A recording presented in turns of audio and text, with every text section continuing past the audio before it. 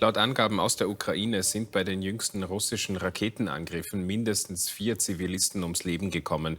Dutzende Gebäude in der Stadt Nikopol sind beschädigt. Dort befindet sich auch unser Korrespondent Wehrschütz und sein Hotel wurde heute Nacht mit Granaten attackiert. Wehrschütz und sein Team sind aber ohne Verletzungen davongekommen. Russland hat den Getreidedeal mit der Ukraine ausgesetzt. Als Grund nennt Moskau Drohnenangriffe auf die russische Schwarzmeerflotte. Paul Krisai in Moskau, wie ist denn dieser Ausstieg aus dem Getreidedeal einzuschätzen?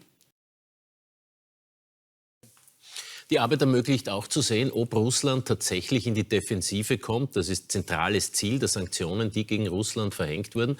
Der Österreicher Robert Brieger, höchster Offizier in der EU, sorgt sich jetzt um die Geschlossenheit der europäischen Staaten in diesem Zusammenhang und ordnet die russischen Drohungen hinsichtlich des Einsatzes von Atomwaffen ein. Und in der Ukraine begrüße ich jetzt Wehrschütz. Wie haben Sie diese Nacht mit dem Beschuss des Hotels, in dem Sie und das Produktionsteam untergebracht waren, erlebt? Mitarbeiter des ARD-Magazins Kontraste und der Deutschen Welle, die konnten jetzt erstmals mit einer Frau sprechen, die für den russischen Inlandsgeheimdienst gearbeitet hat. Diese Frau sagt, viele beim FSB halten den Krieg bereits für verloren. Welche Optionen ergeben sich denn daraus? Könnte es auch sein, dass Wladimir Putin irgendwann von seinem eigenen Machtapparat gezwungen wird, die weiße Flagge zu hissen? Also ich glaube, so weit sind wir noch nicht. Ich kann die Aussage einer einzelnen Mitarbeiterin, die jetzt offenbar die Seiten gewechselt hat, nicht einschätzen. Und ich glaube auch nicht, dass sie wirklich so repräsentativ ist. Denn Russland hat ja nun eine ganze Reihe von Maßnahmen ergriffen, um diese Schwächephase, die die Landstreitkräfte tatsächlich hatten in den letzten 2 Monaten, zu überbrücken zumindest oder zu kompensieren. Dazu gehört die Teilmobilmachung auf der einen Seite und dazu gehört aber auch die Intensivierung der Luftangriffe. Denn gerade bei den Luftstreitkräften hatte Russland ja noch Reserven. Allerdings gehen die auch nicht endlos. Man muss sich dann gut überlegen, wie weit also beispielsweise technisch und logistisch die Raketen denn noch reichen, wenn sie in diesem Tempo weitermachen wollen. Denn die sind ja nicht endlos. Ich meine hier Iskander-Raketen oder Kaliber-Raketen, die von Schiffen aus gestartet werden. Und man sieht ja schon, dass die Russen jetzt zu billigeren Systemen übergehen, also zu Kampfdrohnen, die offenbar ein iranisches Design haben und dann nachgebaut werden in Russland. Sagt Oberst ARD Wolfgang Richter. Vielen Dank für das Gespräch. Dankeschön. Gerne, Herr Simon.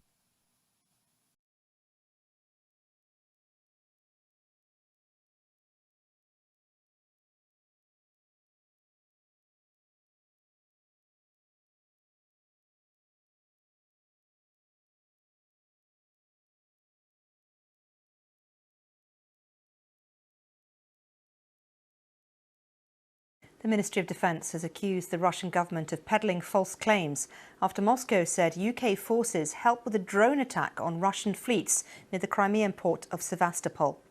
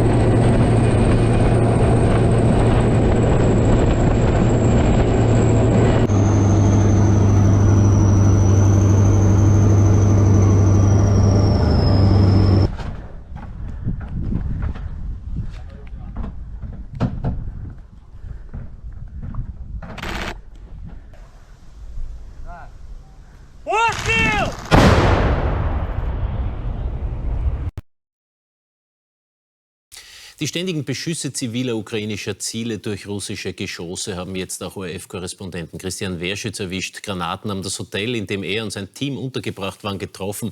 Verletzt wurde dabei aber zum Glück niemand. Wenige Stunden später sind wir jetzt live mit unserem Ukraine-Korrespondenten Christian Wehrschütz verbunden. Ja, jetzt, wo etwas Zeit vergangen ist, was können Sie uns denn darüber sagen, wie Sie diese Nacht erlebt haben?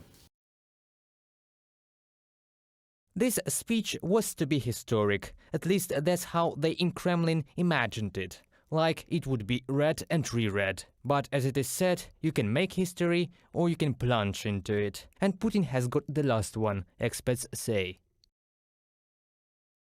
The Russian authorities sent them to the war in Ukraine without helmet and bulletproof vest. The soldiers of the Russian army complain about the lack of equipment.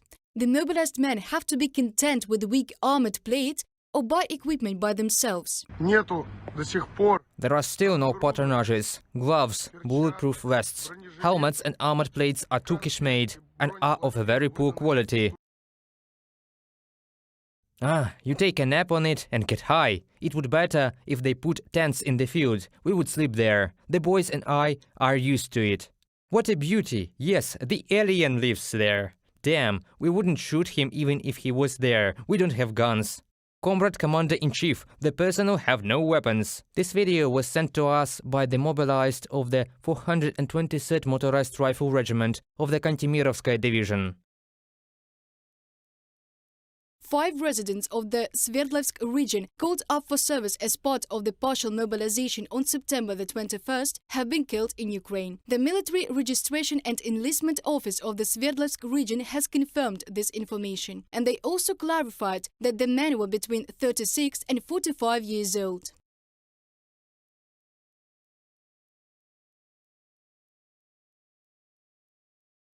Russland eskaliert nun auch wieder an einer anderen Front, die viele Länder trifft, die von ukrainischen Getreidelieferungen abhängen. Russland schürt nun wieder Hungersnöte, indem es das mühsam verhandelte Getreideabkommen zwischen Russland und der Ukraine aussetzt. Es ist zuletzt als Sieg der Diplomatie gefeiert worden. Grund für das Aussetzen seien laut russischem Verteidigungsministerium Drohnenangriffe auf Schiffe der russischen Schwarzmeerflotte. Unter Vermittlung der Türkei und der Vereinten Nationen wurde im Juli der Export von Landwirtschaftsprodukten aus ukrainischen Häfen gesichert. Die Ukraine spricht in einer ersten Reaktion von Erpressung. Die Angriffe habe Russland frei erfunden. Laut Angaben aus der Ukraine sind bei den jüngsten russischen Raketenangriffen mindestens 4 Zivilisten ums Leben gekommen. Dutzende Gebäude in der Stadt Nikopol sind beschädigt. Dort befindet sich auch unser Korrespondent Christian Wehrschütz und sein Hotel wurde heute Nacht mit Granaten attackiert. Wehrschütz und sein Team sind aber ohne Verletzungen davongekommen. Sie haben Bilder überliefert. Um 2 Uhr früh werden Christian Wehrschütz und sein Team von einem lauten Knall geweckt. 2 Granaten schlagen im Dach des Hotels ein. Die Splitter treffen auch die Zimmer von Wehrschütz, seinem Kameramann und seinem Fahrer. Nachdem sich die 3 vergewissert haben, dass alle unverletzt und am Leben sind, begutachten sie die Schäden und schicken uns diese Aufnahmen. Neben dem Hotel ist auch das Auto des ORF-Teams durch den russischen Artilleriebeschuss beschädigt worden. Ein beträchtlicher Sachschaden, aber Glück im Unglück für die Kriegsreporter.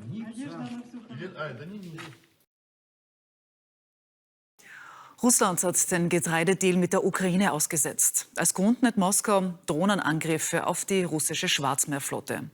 Das Abkommen zum Export von russischem Getreide war zur Eindämmung einer globalen Ernährungskrise abgeschlossen worden. Nun ist die Lebensmittelsicherheit in vielen Ländern wieder gefährdet. Ein Sieg der Diplomatie, Symbol für die Möglichkeit von Verhandlungserfolgen abseits des Schlachtfelds. Groß waren die Hoffnungen, als im Juli das Getreideabkommen zwischen den beiden Kriegsparteien unterzeichnet wurde. Doch von den Hoffnungen ist nicht viel geblieben. Immer wieder hat Russland die Durchfahrt der Getreideschiffe blockiert, klagt die Ukraine. Ganz unverhohlen droht Moskau seit Wochen, den Pakt zu stoppen. Nun scheint der passende Vorwand dafür gefunden. Ukrainische Terroristen hätten Schiffe der russischen Schwarzmeerflotte angegriffen, die für den Schutz der Getreideschiffe zuständig waren, heißt es aus Russlands Verteidigungsministerium. Eine glatte Lüge kontert Kiew. Russland schüre durch seinen Austritt Hungersnöte und spielt mit der Lebensgrundlage von Millionen Menschen. Paul Krisai in Moskau, wie ist denn dieser Ausstieg aus dem Getreidedeal einzuschätzen? Dieser Ausstieg kommt nicht ganz unerwartet. Es war auch bisher nicht klar, ob Präsident Putin im November einer Verlängerung des Abkommens zustimmen würde. Putin hat immer wieder mehr Erleichterungen gefordert bei der Ausfuhr von russischem Getreide und Dünger. Die Sanktionen des Westens würden diese Exporte indirekt erschweren, war seine Kritik. Für den Ausstieg aus dem Deal macht Russland jetzt die Ukraine verantwortlich. Wer tatsächlich hinter dem behaupteten Angriff auf die russische Schwarzmeerflotte steht, das lässt sich nicht prüfen. Fest steht, durch das Aussetzen des Abkommens verlieren eigentlich alle Beteiligten, allen voran natürlich die Länder in Afrika und in Asien, die von diesen Lebensmitteln abhängig sind. Dann die Ukraine, die künftig einen Großteil ihres Getreides nicht exportieren kann. Und Russland selbst, das sich in Zukunft keine großen Erleichterungen für eigene Exporte erwarten kann. Alles in allem eine erwartbare Eskalation, mit der Kreml wohl den Druck auf die Ukraine erhöhen will. Danke, Paul Krisai, für diese Informationen live aus Moskau.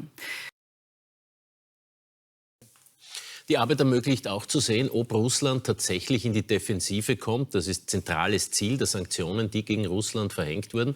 Der Österreicher Brieger, höchster Offizier in der EU, sorgt sich jetzt um die Geschlossenheit der europäischen Staaten in diesem Zusammenhang und ordnet die russischen Drohungen hinsichtlich des Einsatzes von Atomwaffen ein.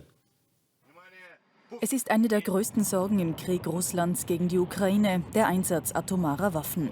Nach Einschätzung Briegers, dem Vorsitzenden des EU-Militärausschusses, sind die jüngsten Drohgebärden aber als aggressive Rhetorik einzustufen. Wieder mit dem Ziel, europäische westliche Gesellschaften zu verunsichern und möglichst die Unterstützung für die Ukraine zu unterminieren. Und eben dieser Rückhalt in der Bevölkerung sei zentral, um die Unterstützung der Ukraine intensiv fortsetzen zu können. Zudem unterstreicht Brieger die Wirkung der Sanktionen gegen Russland. Die Sanktionen haben erhebliche Auswirkungen auf etwa die russische Produktion von zivilen Gütern, etwa PKW. Der Luftverkehr ist stark betroffen. Die Hightech-Bereiche sind stark betroffen, Abwanderung von IT-Experten. Damit habe die EU einen richtigen und langfristigen Weg eingeschlagen.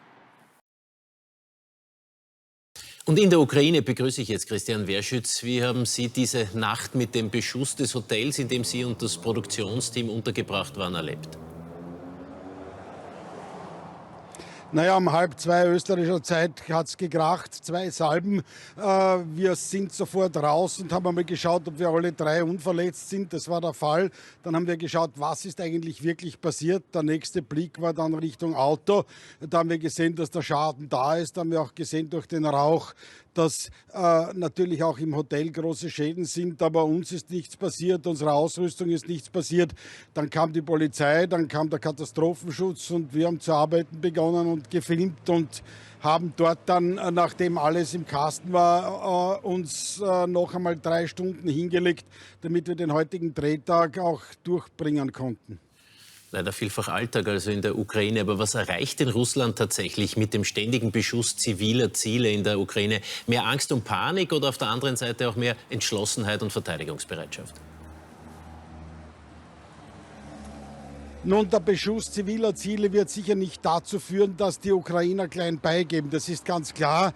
Wir wissen auch ehrlich gesagt nicht, warum eigentlich beispielsweise dieses Haus, dieses Hotel oder auch die Tankstelle und so weiter beschossen wurden, weil dort waren weit und breit keine zivilen Ziele zu sehen. Das kann ruhig Terror, alles Mögliche sein. Wir haben auch Fälle gehabt, wo einfach Artilleriekommandanten betrunken waren, schon in den Jahren davor. Eins ist klar, mit zivilen Zielen stärkt man den Widerstandswillen der Bevölkerung und natürlich mit dem Beschuss der kritischen Infrastruktur zerstört man die Lebensgrundlage der zivilen Ukraine und das ist noch etwas, was völlig katastrophal für dieses Land ist, denn der Winter steht bevor. Vielen Dank, Christian Wehrschütz in der Ukraine. Mitarbeiter des ARD-Magazins Kontraste und der Deutschen Welle, die konnten jetzt erstmals mit einer Frau sprechen, die für den russischen Inlandsgeheimdienst gearbeitet hat.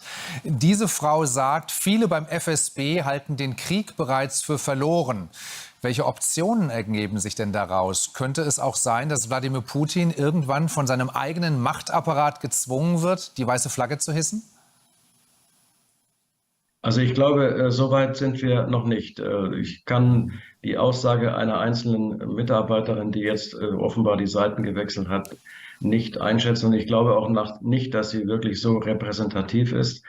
Denn Russland hat ja nun eine ganze Reihe von Maßnahmen ergriffen, um diese Schwächephase, die die Landstreitkräfte tatsächlich hatten in den letzten 2 Monaten, zu überbrücken zumindest oder zu kompensieren. Dazu gehört die Teilmobilmachung auf der einen Seite und dazu gehört aber auch die Intensivierung der Luftangriffe. Denn gerade bei den Luftstreitkräften hatte Russland ja noch Reserven. Allerdings gehen die auch nicht endlos. Man muss sich dann gut überlegen, wie weit also beispielsweise technisch und logistisch die Raketen dann noch reichen, wenn sie in diesem Tempo weitermachen wollen. Denn die sind ja nicht endlos. Ich meine hier Iskander-Raketen oder Kaliber-Raketen, die von Schiffen aus gestartet werden.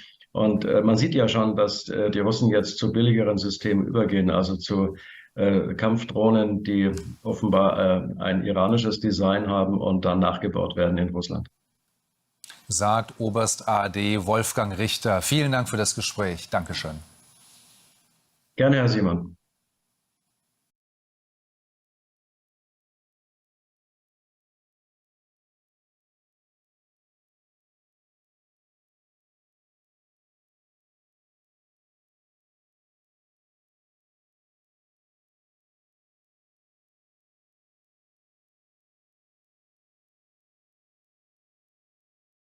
The Ministry of Defence has accused the Russian government of peddling false claims after Moscow said UK forces helped with a drone attack on Russian fleets near the Crimean port of Sevastopol. Russian authorities say one warship was damaged in the attack overnight. Ukraine has not yet acknowledged the incident. They also claimed that British forces were involved in the explosions which damaged the Nord Stream gas pipelines last month. Well, responding to all the claims, the MOD said Moscow was resorting to invented stories to detract from their disastrous handling of the illegal invasion of Ukraine. Well, our correspondent in Kiev, Hugo Bechega, has more on that attack on Sevastopol. The Ukrainians rarely comment on attacks and incidents in Crimea. What we had was a statement from the Russian Defense Ministry saying that this attack happened early this morning and was carried out by underwater and aerial drones. And they said that the target was the headquarters of the Black Sea Fleet in Sevastopol, and a minesweeper had sustained minor damage. So again, the Ukrainians haven't commented on these claims, but we've seen in recent weeks that Crimea has seen a number of explosions, attacks. I think the most recent was the explosion that hit the Crimea bridge, and that obviously led to a massive response by Russia targeting cities across Ukraine. And Crimea was annexed by Russia in 2014. The Ukrainians have been saying that they want to take back all territory that's under Russian occupation, including Crimea, which has special significance for President Putin. Well, Russia says it's suspending participation in a UN-brokered agreement that allows grain exports from Ukraine in response to that drone attack in Crimea. Russia's foreign ministry said Moscow can no longer guarantee the safety of civilian ships involved in moving Ukrainian grain exports via the Black Sea. The United Nations is in contact with Russian authorities, calling the Black Sea Grain Initiative a critical humanitarian effort. Пострел!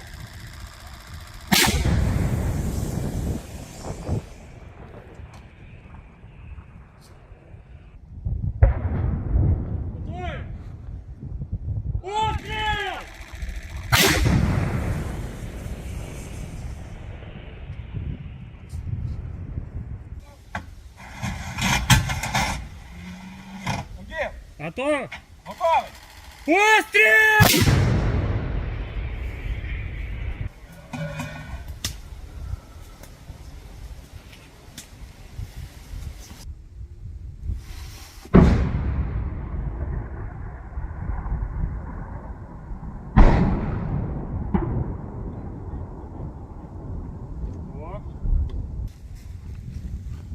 Выстрел!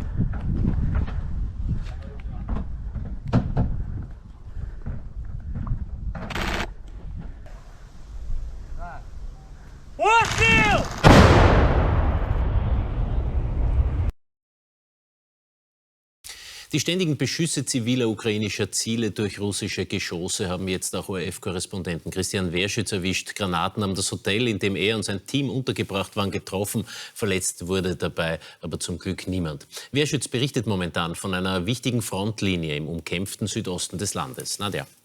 Und zwar von der Region Cherson, wo sich die Kämpfe zuletzt intensiviert haben. Hier liegt in unmittelbarer Nähe auch das AKW Saporischschja. In der vergangenen Nacht wurden in der Stadt Nikopol auch wieder zivile Einrichtungen von Russland ins Visier genommen. 4 Menschen wurden getötet. Getroffen wurde auch das Hotel, in dem unser Korrespondent Christian Wehrschütz mit seinem Team untergebracht ist. Sehen Sie jetzt eine Reportage von ihm. Erst das Tageslicht zeigt, wie viel Glück wir in der Nacht gehabt haben. Beschädigt wurde durch 2 Salven nur unser Auto, während wir 3 unverletzt blieben, obwohl unsere Zimmer unter dem Dach liegen. Seinen 2. Geburtstag kann auch unser Fahrer feiern, weil das Geschoss knapp vor seinem Zimmer durch die Decke kam. Massiv beschädigt wurde auch diese Tankstelle in der Umgebung. Auch hier entstand nur Sachschaden, während ein 39-Jähriger weniger Glück hatte. Der Mann erlitt sehr schwere Verletzungen an den oberen Extremitäten, und zwar vor allem rechts. Er wird auf der orthopädischen Abteilung behandelt. 40% der etwa 100.000 Bewohner sind in Nikopol geblieben. Die meisten trifft man auf den Märkten. Sie zeigen, dass es keine Versorgungsengpässe gibt, obwohl durch Krieg und Krise die Kaufkraft sehr gesunken ist. Geblieben sind auch Shana, ihre 3 Kinder und ihr Mann. Mitte Oktober wurde ihr kleines Häuschen beschossen. Von den Autos blieb nur Totalschaden. Mehrere Fenster gingen zu Bruch. Warum zieht die Familie nicht fort? Ich bin Krankenschwester. Viele sind bei uns jetzt weggegangen. Doch ich kann das Krankenhaus nicht einfach im Stich lassen. Und auch meine alten Eltern nicht, die nebenan wohnen. Nikopol ist nicht irgendeine ukrainische Stadt. Auf der anderen Seite des Stausees liegt das größte AKW Europas, das in russischer Hand ist. Zu hoffen ist, dass Moskau und Kiew unter Vermittlung der Internationalen Atomenergieagentur in Wien eine Lösung finden, damit wenigstens dieses AKW eine neutrale Zone und nicht mehr beschossen wird. Wenige Stunden später sind wir jetzt live mit unserem Ukraine-Korrespondenten Christian Wehrschütz verbunden. Ja, jetzt, wo etwas Zeit vergangen ist, was können Sie uns denn darüber sagen, wie Sie diese Nacht erlebt haben? Naja, zuerst hat man einen Schock, dann schaut man, sind alle gesund, dann schaut man, was ist an Schäden passiert, das Auto ist getroffen, also ein Fenster ist kaputt, aber wir können fahren, und dann schaut man natürlich, was ist mit den anderen Gästen und was kann man sonst noch irgendwie aufstellen, kann man die Sachen retten, was muss man machen, also im Grunde genommen, dann kommt ein bisschen der Schock, wenn man sieht dann am Tag, wo alles was getroffen wurde, aber im Grunde genommen, wir dürfen nicht vergessen, Menschen in der Ukraine und in Nikopol leben mit diesem Bewusstsein und mit dieser Gefahr tagtäglich. Wir haben doch ein größeres Glück, dass wir auch wieder einmal hin und wieder nach Österreich fahren können. Ja, und man merkt, dass für Sie geht die Arbeit auch gleich weiter. Also erzählen Sie uns noch etwas mehr über den Verlauf des Krieges, den Sie vor Ort mitbekommen. Jetzt befinden Sie sich ja quasi direkt an der Frontlinie. Schauen Sie, wir sind 5 Kilometer entfernt vom größten Atomkraftwerk Europas. Das ist dieses Atomkraftwerk Zaporozhye, das ja mittlerweile von den Reaktorblöcken her jedenfalls stillgelegt ist, aber weiter gekühlt werden muss. Deswegen ist die Stadt neuralgisch. Außerdem findet hier immer wieder Beschuss statt. Ich meine, das Hotel war ein Fall. Wir haben andere Fälle mit zwei Tankstellen gehabt, die getroffen wurden, Häuser. Hinter mir sehen Sie vielleicht die Löcher in der Garage. Das ist ein Privathaus, in dem 3 Kinder leben, 2 Eltern. Das ist Mitte Oktober beschossen worden.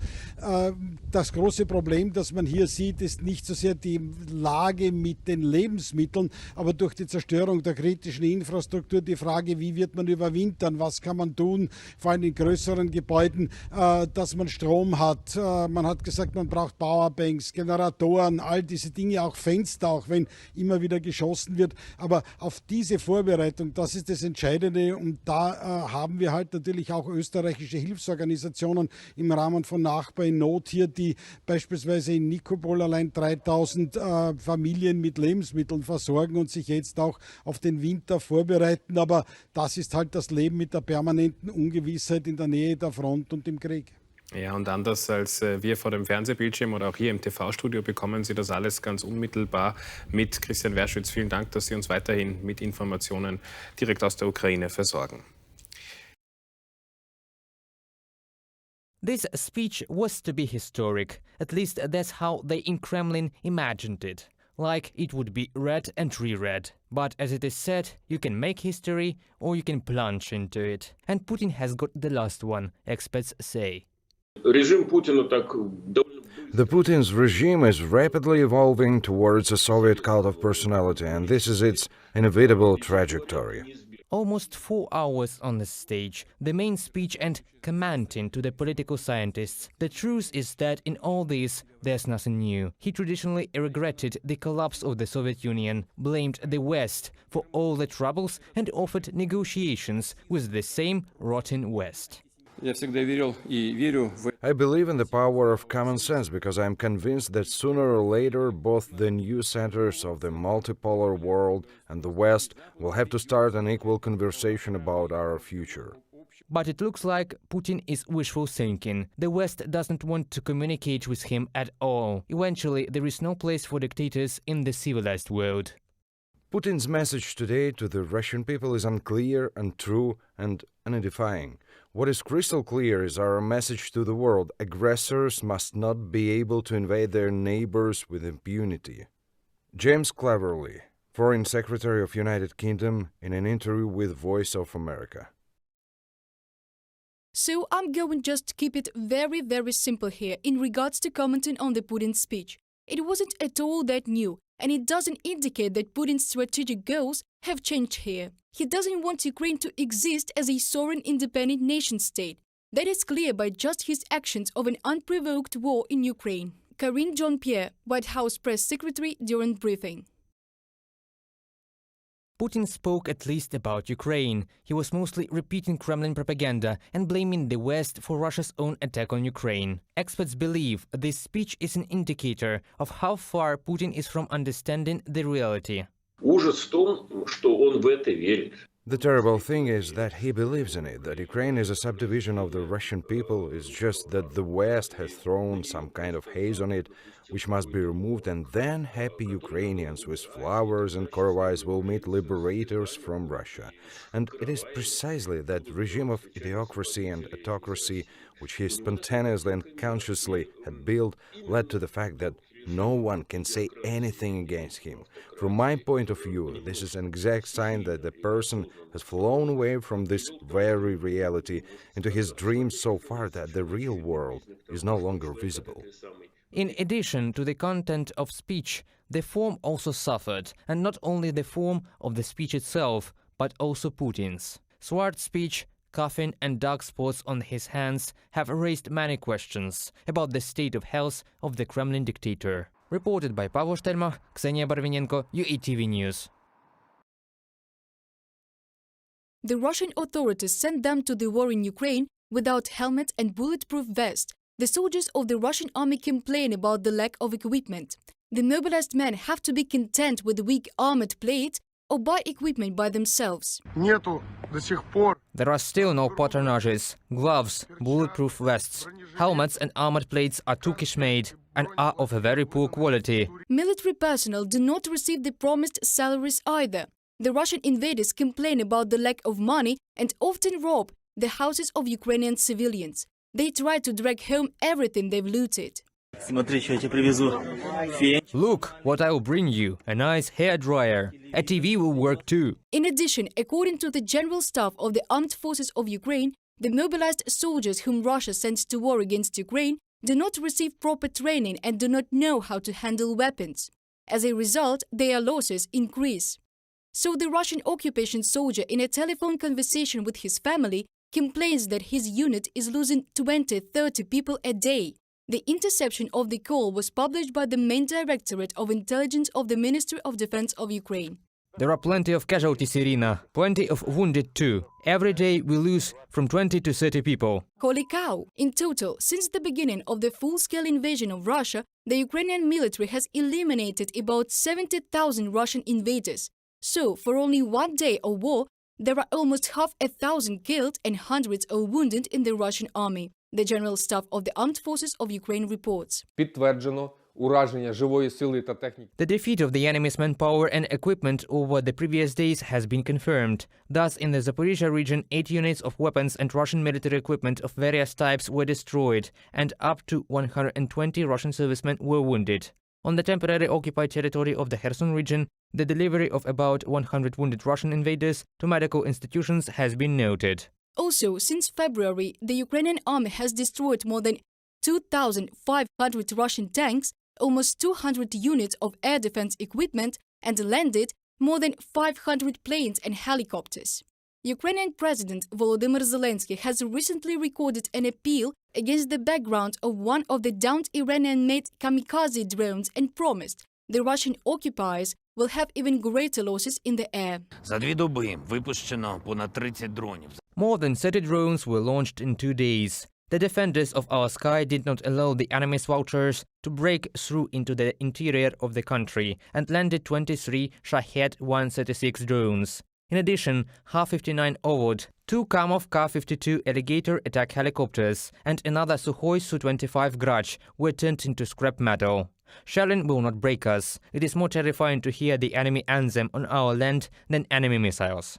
Military equipment that is transferred from Russia to Ukraine is often in poor condition. According to the General Staff of the Armed Forces of Ukraine, a significant part of the weapons that the Russian invaders have sent to the Donetsk and Novopavlovsk directions are unsuitable for military operations. In particular, we are talking about T-62 battle tanks, which have been recovered from long-term storage and sent to Ukraine. Reported by Dana Kolesnik, Faina Vasilenko, UATV News. You take a nap on it and get high. It would be better if they put tents in the field. We would sleep there. The boys and I are used to it. What a beauty. Yes, the alien lives there. Damn, we wouldn't shoot him even if he was there. We don't have guns. Comrade Commander-in-Chief, the personnel have no weapons. This video was sent to us by the mobilized of the 423rd Motorized Rifle Regiment of the Kantemirovskaya Division. 350 people were settled on 2 floors in an emergency barracks. Non-working plumbing, cold, broken fire alarm, unsanitary conditions. The desire to fight among the Russian soldiers here is gone. When we were in the Damant division, there was a fighting spirit, and we had a competent curator, a paratrooper, who supported the morale. They brought us here, and it all dried up, just in a moment. Such an attitude is bestial at least. Everyone is discouraged.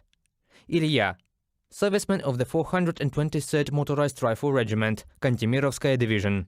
Russians were issued with old uniforms, which are very cold. It is forbidden to wear anything but that. It violates the service regulations, although many troops bought their own clothes. Bulletproof vests are promised to be issued before being sent to the front line, but no one believes the command of the elite unit. Suvorov and Kutuzov Division. Suvorov and Kutuzov would have shot the bastards who stole everything here. Some creature took everything to his dacha. We have here 2 sinks working for almost 200 people. Here are our showers. Just appreciate it. With a faucet, you can wash only your back in it. Here's what another one of the mobilized of the same regiment who needs an urgent medical operation said. I have a grade 3 and 2 varicocele on my left testicle. What causes sharp pains in the area of testicles and the abdomen, where the kidneys are exactly. It also causes infertility. That is, the surgeon and the operation will only help here. An urgent operation is required. I was sent to the military hospital. The doctor said that there is a varicocele, but no one will do the operation. No one cares. Let's recall that the recently mobilized of the same Kantemirovskaya division have already recorded a video from the front line where they complained that they were left without food, water, communications and ammunition. They gave only 1.5 liters of water for 2 people. How could this be? Water! Not to mention bread and stew. And these are relatives of those mobilized from Serov, Sverdlovsk region. They are trying to draw the attention of the authorities to the problems of their relatives who are already at the front. There was no training at all. For 2 weeks of staying in the tent camp, we went to the shooting range only 2 times, when the TV channel came. The TV channel leaves, they fold everything up, and we go back. The mobilized have problems not only with food, but also with ammunition. This is what the conscript told his wife. And that's it. They, Ukrainians, hit us with .U missiles, and we turned back. Somehow we got out. From the village, under shelling, behind the houses, we have been shooting back. Closer to the evening we decided to retreat with the whole brigade. And in short dashes, in small groups we ran back into the forest belt. We've been hit 3 times already. I haven't fired a single round yet. The press service of the Military Registration and Enlistment Office of the Sverdlovsk region refused to comment on the situation with those mobilized from Serov. Reported by Pavlo Stelmach, Timofey Rozhansky, UATV News, Current Time. 5 residents of the Sverdlovsk region called up for service as part of the partial mobilization on September the 21st have been killed in Ukraine. The Military Registration and Enlistment Office of the Sverdlovsk region has confirmed this information, and they also clarified that the men were between 36 and 45 years old. On September the 27th, he was taken to the training unit, and on the morning of the 28th of September, they were sent to the Rostov region. At first, they were told that they would be trained for a month, and in the end, it was only a week. On October the 12th, they started military operations, and he was killed immediately. I did not expect that this would happen to me, but still so fast. Anastasia Kovaleva, widow of a Russian conscript, in an interview with Ivan.ru. At once, several editions are counting the losses of Russia in the war against Ukraine. Data are taken from official open sources, and they are already reporting that at least 40 mobilized people have been killed in Ukraine. According to Mediazona, by mid-October, at least 492,000 people had already been taken to the front line in Russia. But what to dress them in and what to arm them with, the Ministry of Defense of Russia did not think of. Part of our unit was sent to the fields. There our soldiers have no water, no drink, no food. They have to buy everything at their own expense. They go to the nearby village by themselves and buy food themselves. There is no provision. We are in the same situation. We sleep in hangars. These men have been mobilized in the Republic of Bashkortostan and were immediately transferred to the Zaporizhia region. Their wives say that they bought all necessary things by themselves, such as clothes and medicines, and they did not expect that their husbands would be sent to Ukraine so quickly. There was no question of any combat coordination. My husband can't even shoot. He held a weapon in his hands 5 years ago. I understand that he will not be returned, but it is possible to provide them with food at least now. It turns out that no one is worried that the mobilized men are not provided with anything. Aygul, wife of a conscript, in an interview with the Verstka publication. Every day on social networks, Russian servicemen post appeals in which they complain about the conditions and the provision. Soldiers of the 423rd Regiment of the 4th Guards Kantemirovskaya Division say that they were left in the forest without any supplies. In order to collect water, it is necessary to overcome 12 kilometers. We stand on the front line. This is all our provision. There are no cartridges, no water at all, no food supplies. This is all we have. Russian servicemen also complain about the lack of weapons and equipment. We were abandoned without equipment, without anything. Where are the tanks? Where are the armored personnel carriers? We are in the middle of nowhere. We are running out of ammunition. The Russian command threw us without equipment. All we buy is what we are living with. That's everything. And it's all for our own money. We left our families without money. Mobilized doctors also record their video calls. For example, the medical company of military unit 11045 from Muram is asking Russians to provide them with material assistance. Everything that you'd sent us before did not reach us. Guys, we didn't get anything. Only what had been addressed to the surname of a particular soldier was received. There were deliveries to us. Everything else is not delivered anywhere. And those mobilized from the Belgorod region even complain about a shortage of logs for the trenches. It all ended up for us not being able to contact anyone. The command of Belgorod is trying to delay all this, as it seems to me. And the point is that we will now lose a bunch of our guys because we can't get stupid logs. In order to stay alive, the Russians mobilized in Ukraine are offered to surrender. For this, it is enough to contact the I Want to Leave hotline. Reported by Diana Kolesnik, Natalia Husak, UATV News.